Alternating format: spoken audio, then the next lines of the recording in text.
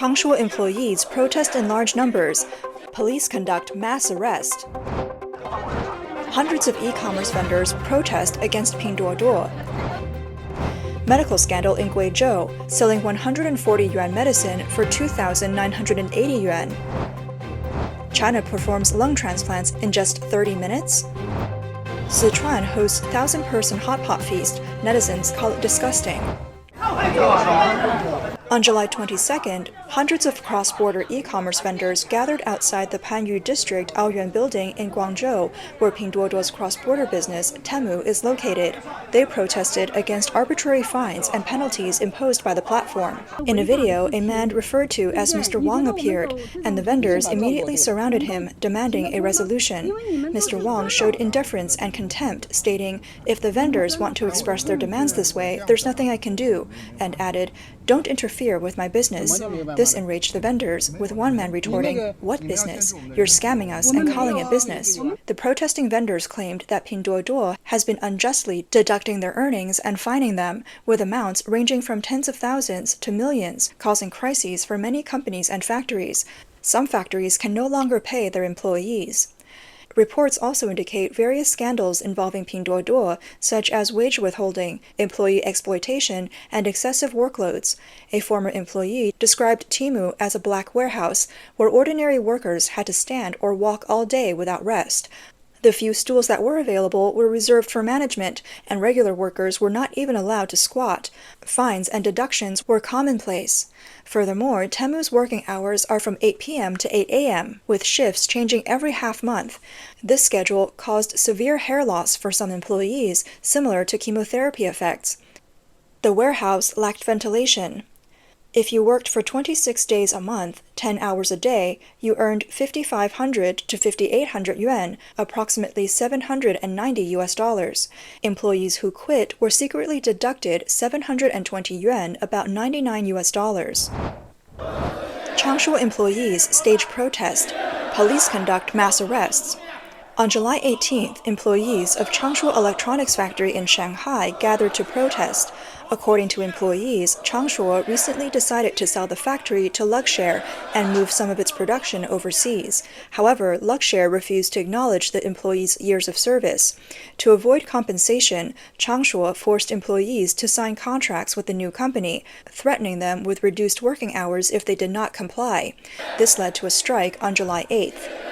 Following the strike, the company attempted to ease the situation by granting workers a week of paid leave and promising a resolution afterward.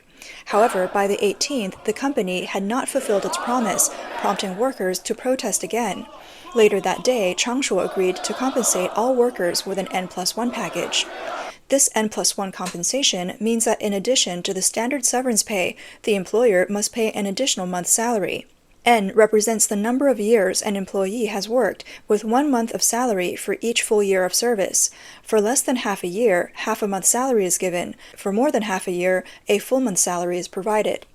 However, on July 19th, workers at Changshuo Technology in Shanghai's Pudong district continued to strike due to dissatisfaction with the compensation plan and the exclusion of those who had already signed new contracts. By July 20th, the strike had entered its third day, with over 1,000 workers participating, including those misled into signing new contracts. They demanded fair compensation. On July 21st, the strike reached its fourth day, with at least one protesting worker being arrested by the police.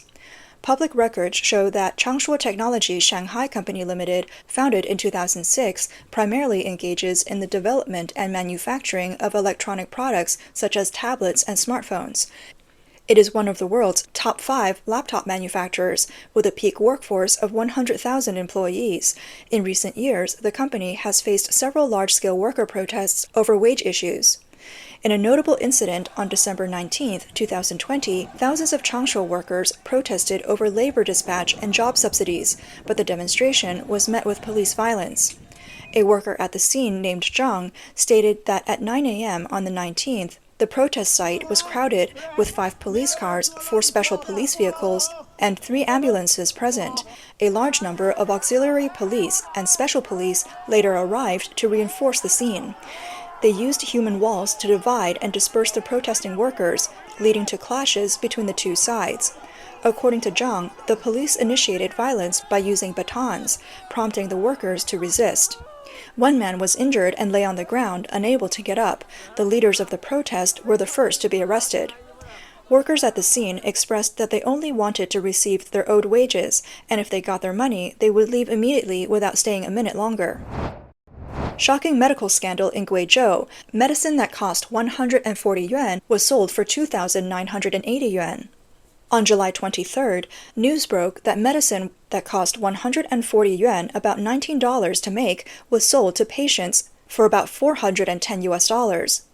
Recently, a group of medical scammers known as medical touts has been seen near Guiyang Provincial Hospital. These scammers frequently appear at hospital registration desks, entrances, subway stations, train stations, and bus stops, luring patients to designated medical institutions to make profits. On July 20th, a blogger from Guiyang conducted an undercover investigation and recorded the actual process of these scammers at work.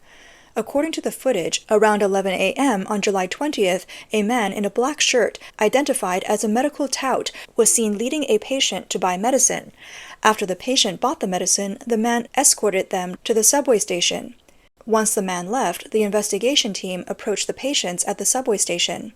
An elderly man in a white shirt mentioned that he had hearing problems and bought the medicine for about $544. The blogger found the same medicine on a Chinese shopping app for only 38 cents US per box. Less than an hour later, the investigation team saw the black-shirted man scamming a second group of patients, a mother and her child. The mother bought cigarettes and then entered a clinic selling the medicine. 20 minutes later, they left with several bags of medicine.